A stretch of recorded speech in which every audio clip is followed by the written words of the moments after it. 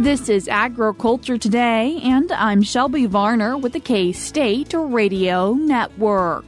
A grain market update from K-State grain economist Dan O'Brien kickstarts today's show as he discusses the futures market and how transportation costs are impacting prices. Keeping the show rolling is K-State's Shane Werk and Chris Mullinix as they talk about the upcoming K-State Legacy Bull and Female Sale. They share what cattle they're excited about for the day. Chip Redmond, K-State meteorologist, concludes the show as he says how Kansas fared this past week and if we are likely going to see a repeat. That and more is coming up ahead on Agriculture Today.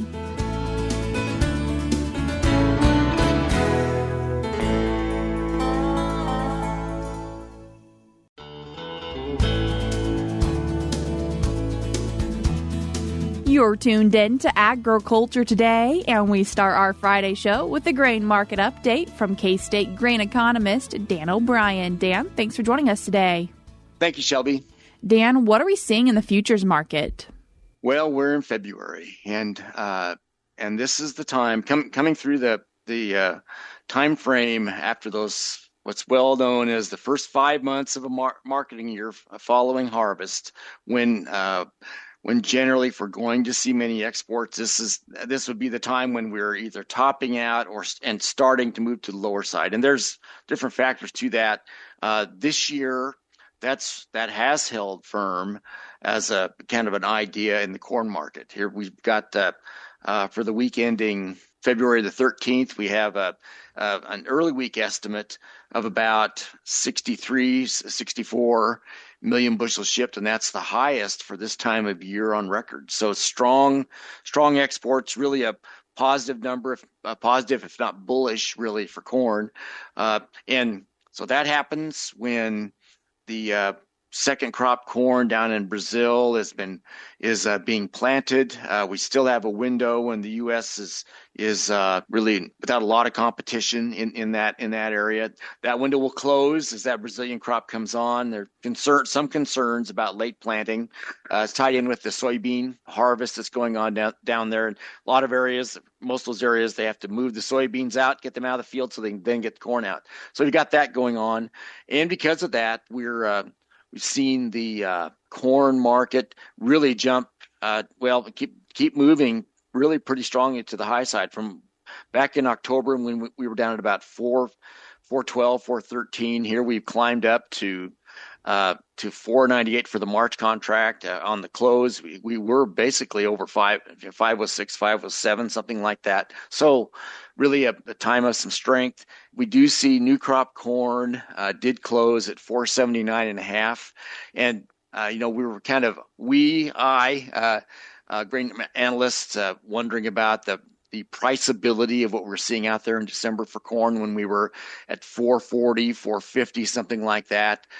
Now we've moved up closer to 5, and some people are probably considering what to do, and that's really before we've had any worry about what's happening in the U.S. So for planting season and crop production areas, so some strength in the corn market. For soybeans, still holding in decently.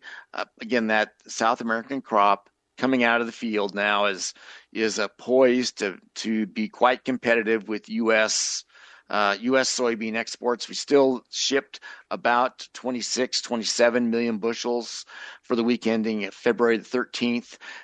We need a year-long average pace for the remaining weeks this marketing year all the way out to the end of August of about 18 million bushels. So there's probably no doubt that unless there's some shortfall in production in South America, that there'll be times when we move below that number, and we'll see the aggressiveness of China entering into those markets to buy from either the U.S. or Brazil, and they've certainly shown a tendency because of trade issues, trade contentions, to buy from Brazil when it's available. So we'll see where all that goes.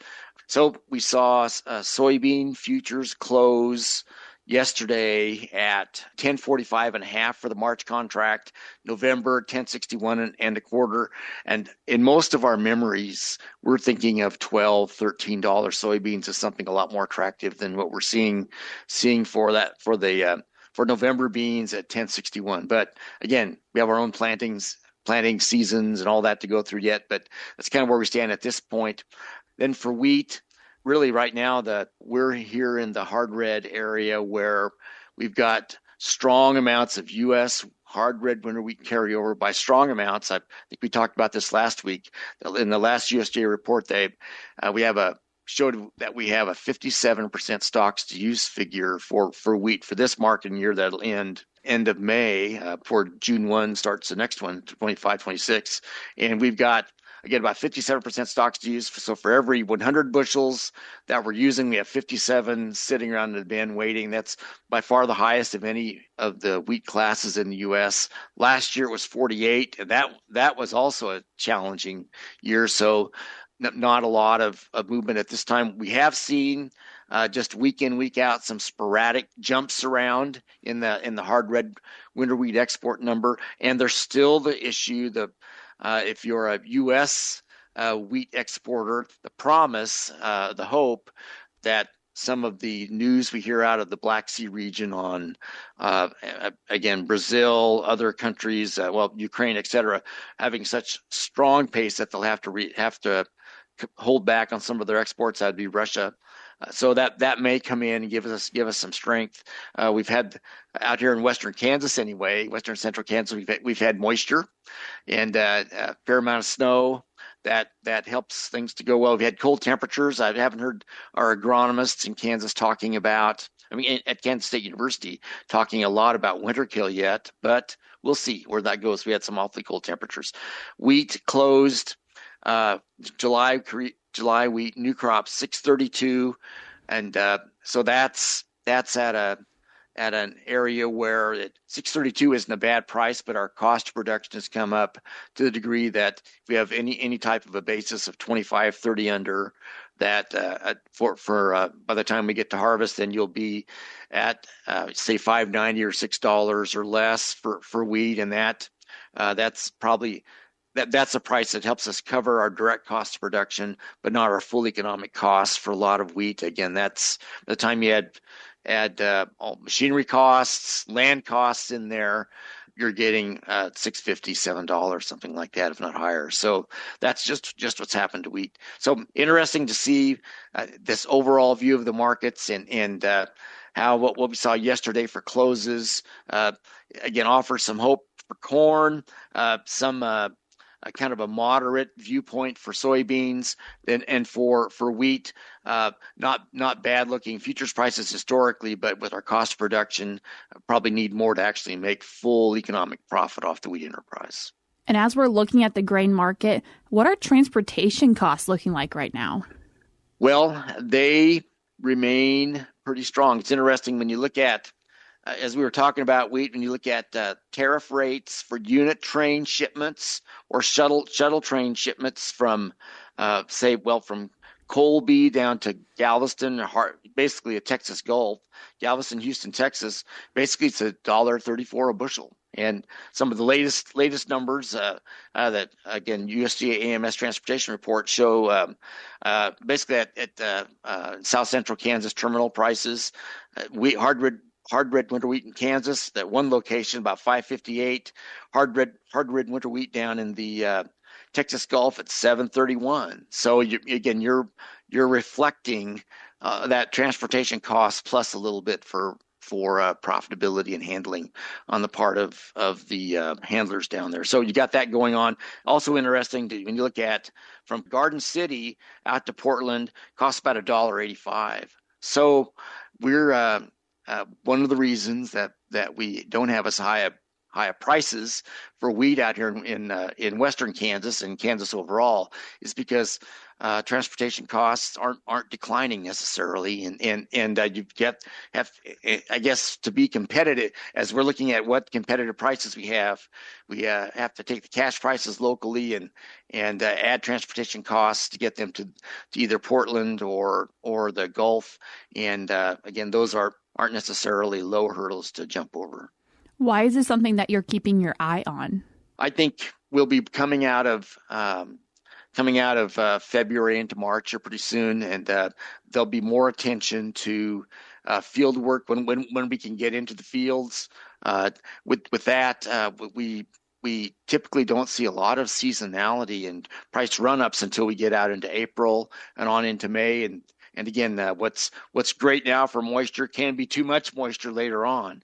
And an open spring is great, but that's generally an indication of drier conditions. So it's a kind of a two-edged sword. Do you want moisture or do you not want moisture? So all those things are out in front of us. And with regard to our own domestic crop production risks that year after year tend to influence the markets anymore. We have seen the highest prices for a lot of our commodities actually happen in May. So where we're at in February is that we're anticipating what could happen out in the spring because of our own internal crop production risks. And if something happens down in South America with lower numbers than expected, that just heightens, exacerbates any price movement that we might see that could happen springtime. And once the crop's in, then we just look around and see whether it looks good or not. And the market, when I say we, that's the market overall, assesses the risks going forward. And then we're into the heart of the growing season, May, June, July, August, and we just see where questions about the crop risk and uncertainty take us overall. Dan, I appreciate you taking the time to join us once again. Thank you so much, Shelby. I appreciate it.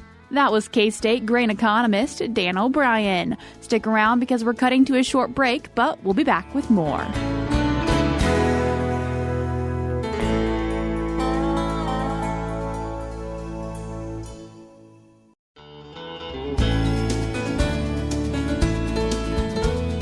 You're tuned back into Agriculture Today. I'm Jacob Cloughton for Shelby Varner, and we continue today's show talking about the upcoming 48th annual K-State Legacy Bull and Female Sale with Purebred Beef Unit Manager Shane Werk and Faculty Advisor Chris Mullinix. Chris, Shane, thank you for taking the time to join us today. Appreciate it, Jacob. Yep, thanks for having us. Chris, what is some of the history behind the sale? Well, Jacob, I think the K-State Legacy Sale is one of the most unique events you'd find at any land-grant institution in the country. And it really is built around the theory of allowing our students to take an active role in promoting and putting on a seed stock event. And as you said, we're in our 48th year. And as we trace back, that began originally as an alternating group of sales, one breed at a time, and eventually evolved into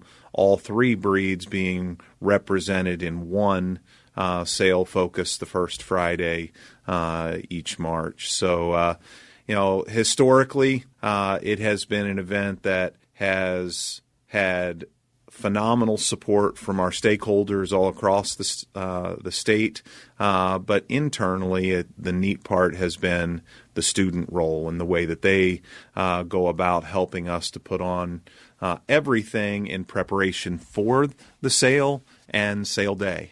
So it's unique in the fact that it's student run. I think we're one of very few places across the country that still has an active student group that is putting on a sale like this. So a few years back, as many of your listeners will know, we moved the sale to the Stanley Stout Center, which has created a spectacular venue for us to be able to showcase the blood and sweat and tears have been put into a great breeding program and a set of cattle designed primarily for the commercial cattlemen in the region, but that Shane and his group day to day have worked to really create a deep and incredibly high quality group of bulls across all three breeds. Shane, what breeds are sold and what are some of the prevalent sire groups that are being represented this year? Yeah, so here at the Purebred Beef Unit, we got Angus, Hereford, and Simmentals.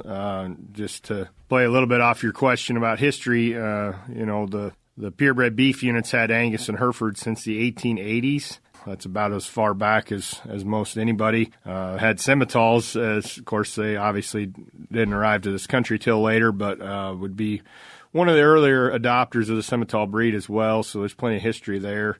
So those are our 3 breeds. Really good set of bulls across the board, I think, from top to bottom. We probably have as much depth of bulls as we've had in a long time. So we're proud of that. Sire group-wise, that some of your listeners may recognize in the Angus, we'll start off with some iconic bulls. That's a bull that's a proven sire that does a lot of good things from a data standpoint, but they're bulls that are also good beef bulls as well.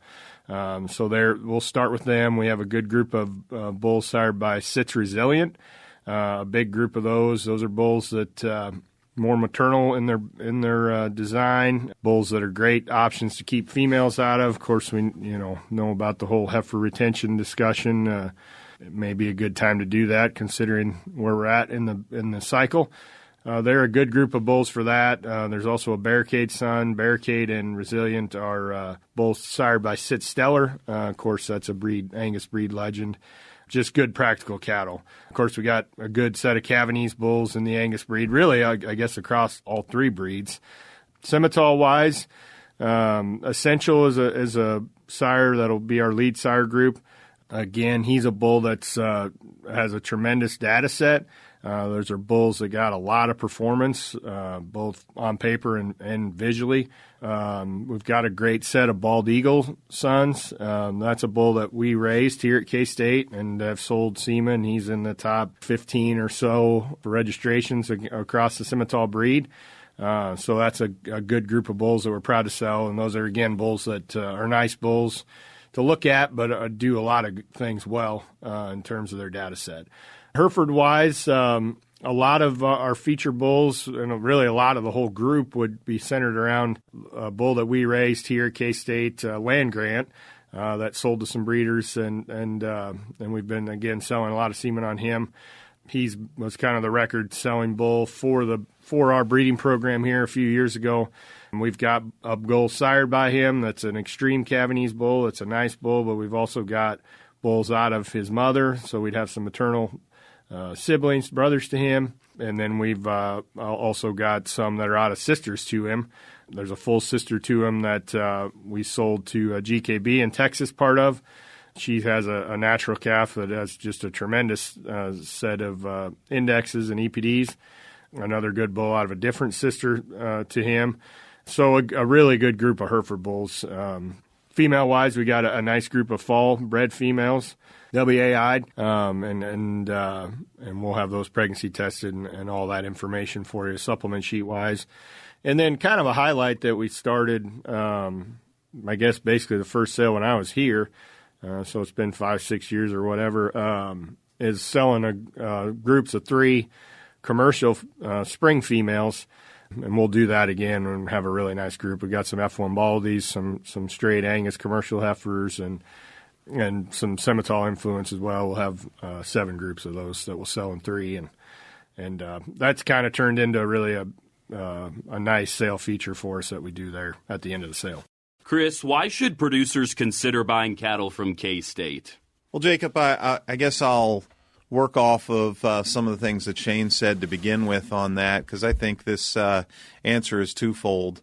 I think first and foremost, the quality of our offering this year is exceptional, and I know Shane probably won't be the first one to over-toot his own horn, but I can tell you that we made choices this year to not offer some bulls that would have been in the top 25% of our offering in some previous years, and that's just how good and how deep this set of bulls are. But I think probably most importantly, from a production standpoint, from a potential buyer standpoint, I think the offering of bulls that we have this year really has versatility and great variety that I think can really hit home regardless of what your production goals might be. I think that would be the first thing. I think to see the bulls visually, they are incredibly impressive. But what I like that Shane and his crew have done is marry that with performance values and an EPD profile, indexes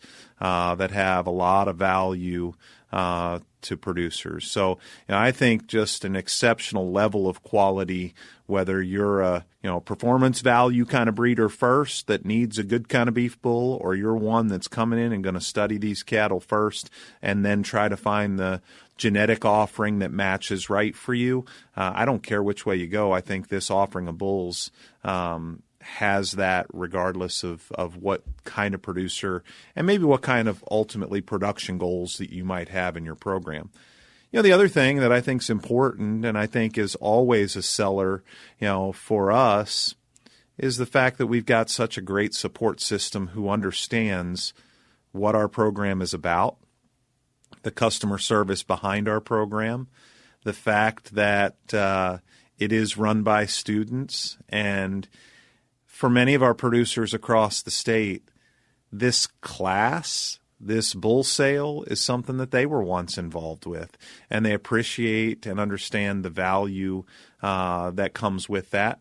And I think that can't be understated when it comes to saying, hey, why should I support K-State's bull sale? Number one, because I think I can get a heck of a good bull that meets exactly what I need to do. But simultaneously, I'm supporting something that I love and something that was important to me, in my college days or to my family. So I think those are the two big things that come to mind. Shane, where and when is the sale taking place? Yeah, so as Chris mentioned, it'll be at the Stanley Stout Center, which is up on the hill right by us at the purebred unit, so just off of Denison. And, of course, we have little construction constraints there currently. They're building the new Bilberry Event Center. So it's not the easiest place to get to right at this moment, but I know that a lot of you that have been to the sale, you'll be able to figure it out. So it's at the Stanley Stout Center, 4 p.m. on the first Friday in March here, always, which is in conjunction with Cattleman's Day. So that's the 7th this year. And so, yeah, it'll be there, and just like we have in the past, and very fortunate to have that facility to have that sale there. We're lucky to have had that group of donors and everyone that made that place possible. Because it gets used for a ton of things, but the idea behind it was being a facility to build the whole cattle sales, and it's outstanding for that. That was Kansas State University Purebred Beef Unit Manager Shane Werk and Faculty Advisor Chris Mullinix with information on the 48th Annual K-State Legacy Sale. I'm Jacob Cloughton for Shelby Varner, and that's all we have for now on Agriculture Today. But stay tuned in because we'll be back with more up ahead.